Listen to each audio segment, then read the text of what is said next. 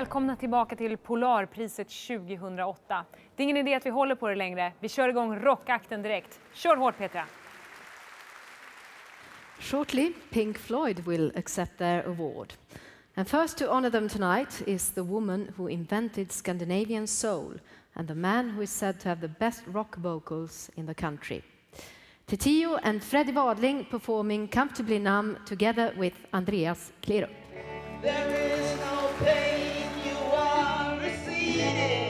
Pink Floyd. Deras magi är världarna, tycker jag. Alltså ljudbilden plus att de hade den här sköna sätt hur man producerade plattor på 60-talet. Det autentiska soundet. Alltså otroligt starka låtar. Det är många låtar som verkligen har liksom en hook och de sätter sig. Så finns ju det här kontrollerade vansinnet hela tiden som går igenom alla skivor alltså. Jag märker när jag lyssnar på det idag hur mycket jag har influerats av. För jag märker att om jag börjar spela gitarr till en Pink Floyd-låt så märker jag att jag kan hela solot. Och jag har aldrig sett att öva till det. Så att så djupt sitter det. Man kan hitta mycket djup och de förklarar ofta hur det är att vara människa på ett sätt som ändå inte känns liksom kniv mot halsen. Utan det är mer så här, liksom, man blir inte deppig liksom på dem, men det finns väldigt mycket. Ja, för att de förlorade kanske deras bästa polare. Så det finns den där mörka underzonen. Liksom. De är sfäriska. Mörkt och vackert. Ja, precis. We like the dark and the beautiful. I'm dark and she's beautiful. Bra kombo.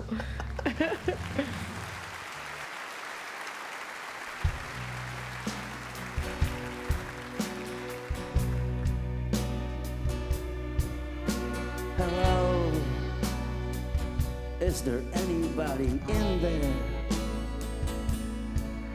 Just not if you can hear me. Is there anyone home? Come on now, I hear you feeling down.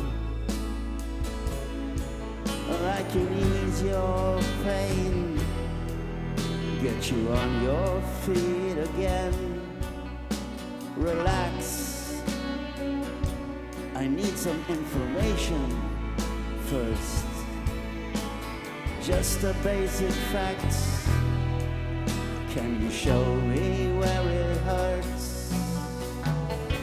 There is no pain you are receding. A distant ship smoke on the horizon. You are only coming through in waves. Your lips move, I can hear what they say.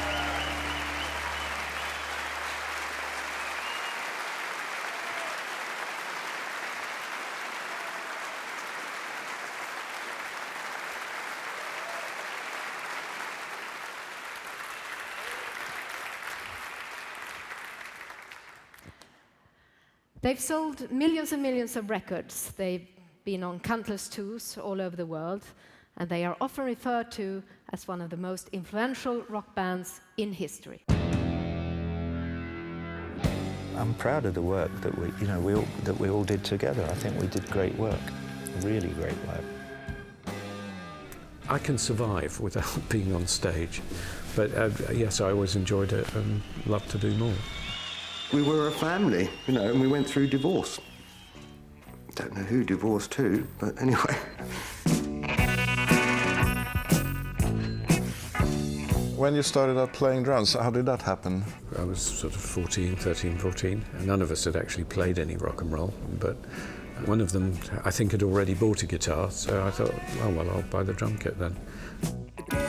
I was motivated by, sex and money, obviously. They're the two main motivations, I think. But also I had a certain political motivation, and maybe I had a need to express myself, which as a very young man I found difficult. The first album was recorded at Abbey Road. We signed the record contract with EMI.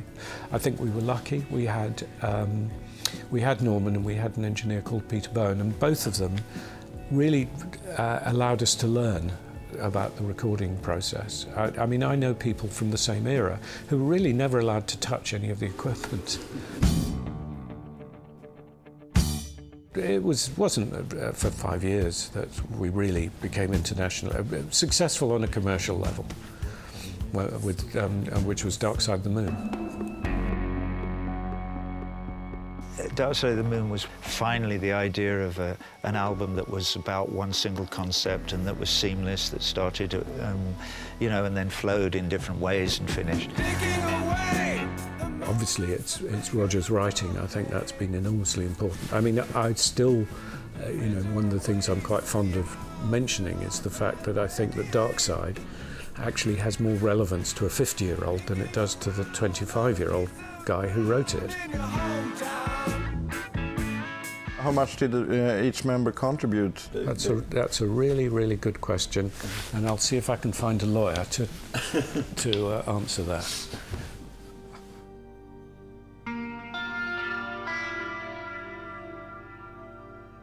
We got on great for a number of years. We did great work together, and then the thing naturally, came to an end. And when things like that come to an end, there's always a bit of fussing and fighting and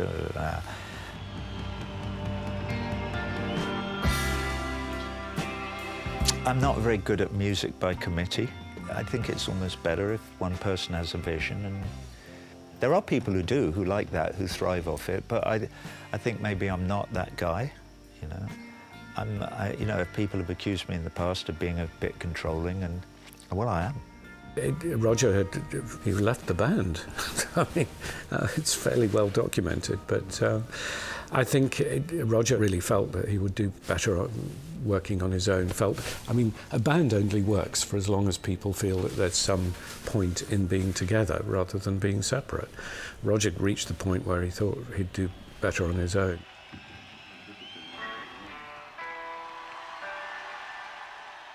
But then you did Live 8.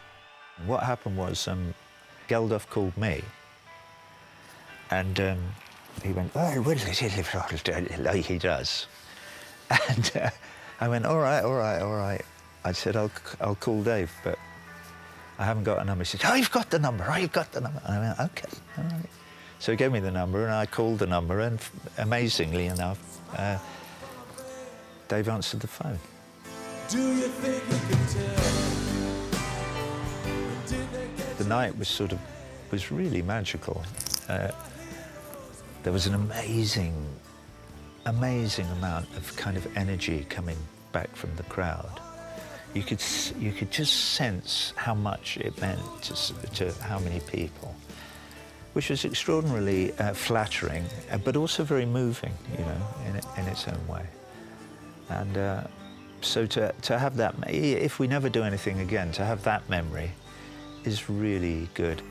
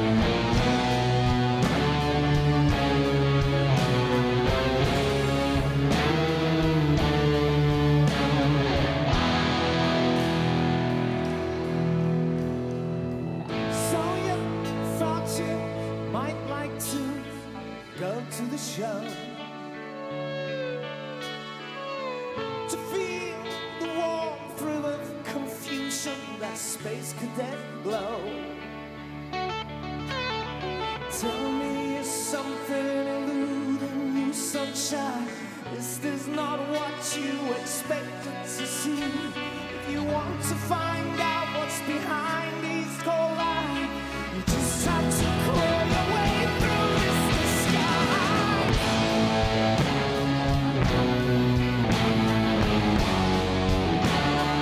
Lights. Turn on the sound effects.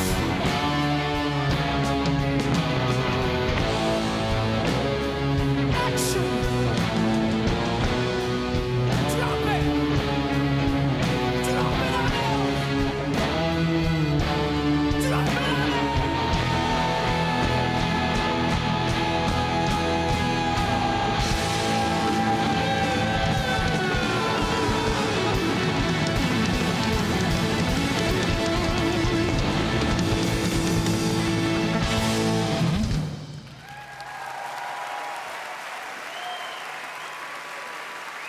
He used to be a talented basketball player for the Tensta Tigers and a devoted showman at the student theatre while at university.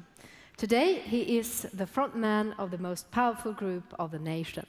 Please welcome the Prime Minister of Sweden, Mr. Fredrik Reinfeldt.